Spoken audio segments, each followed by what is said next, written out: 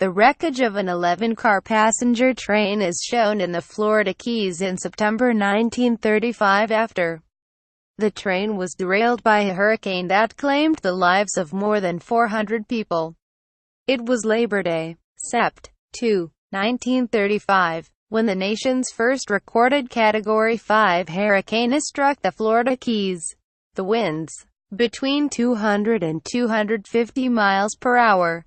The storm surge, 15 feet high, 30 miles of a railroad track connecting a portion of the archipelago was decimated.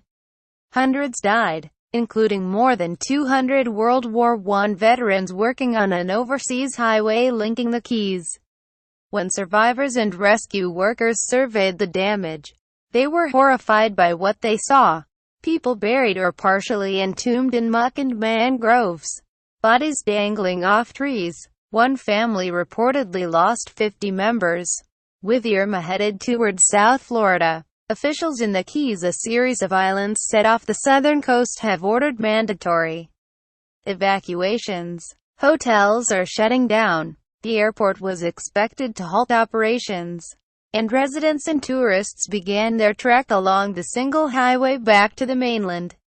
Subscribe to the Post-Most newsletter. Today's most popular stories on the Washington Post. But the fear in the Keys isn't just a matter of geography. Back in the late summer of 1935, when the country's weather forecasters didn't have satellite technology, some residents and government officials in the Keys were taken by surprise by the viciousness of the hurricane. It has haunted residents ever since. The storm was first detected in late August 1935, about 5 days before landfall. According to Category 5, the 1935 Labor Day hurricane by Thomas Neal Knowles, it was expected to pass between Key West and Havana. Even by Labor Day morning, evacuations hadn't been ordered yet. By afternoon, the barometer was rapidly plummeting, and now a new question emerged. When should a train be sent to rescue the hundreds of World War I veterans working on the overseas highway along the Keys, in the event that the hurricane would ever directly approach the Keys? Officials had already planned to send a Florida East Coast Railway train along the islands to bring the veterans back to the mainland, north of Miami. But during the morning and early afternoon of Labor Day, government officials got word from the U.S. Weather Bureau suggesting the hurricane would not pose a danger to the Keys. So the rescue train kept getting delayed. According to Knowles' book, it wasn't until late in the afternoon, when the hurricane was clearly headed to the Keys, that officials ordered the train to get moving. Bureaucratic red tape and an apparent lack of concern delayed the train's departure. J. Barnes wrote in his book, Florida's Hurricane History, the rescue train managed to arrive in the Keys in the evening. Many veterans boarded the train, but it was too little too late. The nameless storm hurricanes didn't receive official monikers until the 1950s swept the train off its track, killing many of the passengers. Photos of the tossed train show it lying on an island, twisted on its side. The hurricane destroyed much of its track, and the railroad was never rebuilt. Knowles was quite blunt about the storm's impact.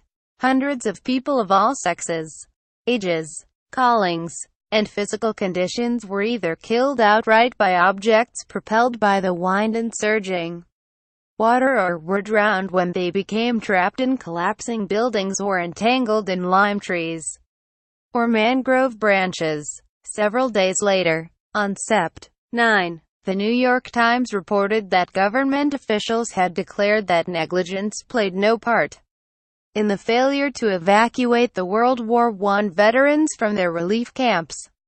The article's headline, Hurricane Deaths Laid to Act of God. Accompanying the story was a photo of what appears to be coffins set afire, with smoke billowing out. A funeral pyre in the storm-swept Florida Keys. The caption read, "For the protection of those who survived, the bodies of veterans who were killed in the hurricane were ordered burned. Other storms have been deadlier. The 1900 Galveston hurricane in Texas was the worst, killing more than 10,000 people. The 1928 Okeechobee hurricane was Florida's most devastating, wiping out more than 2,500 people. But the Labor Day hurricane in the Keys was more powerful. The 1948 movie, Key Largo, about a war veteran and violent gangster that stars Humphrey Bogart and Lauren Bacall, takes place against the backdrop of the storm. For a long period of time, it was considered one of America's greatest hurricanes. It still is, Barnes said in an interview with The Post. When John Platero, an Associated Press reporter, wrote a story about the hurricane in 1985 on its 50th anniversary, he found one 67-year-old Keys resident named Bernard Russell. The Mont's cousin had been found 40 miles from their hometown, still holding her baby in her arms. He said, what still bothered Russell 50 years later? People who don't take hurricanes seriously. The most foolish thing is to have a hurricane party, he said. Only an idiot would have one. Read more. Retropolis. As Hurricane Harvey slams Texas. A look at the most devastating storms in U.S. history. An asteroid was streaking toward Earth. A collision seemed all too possible.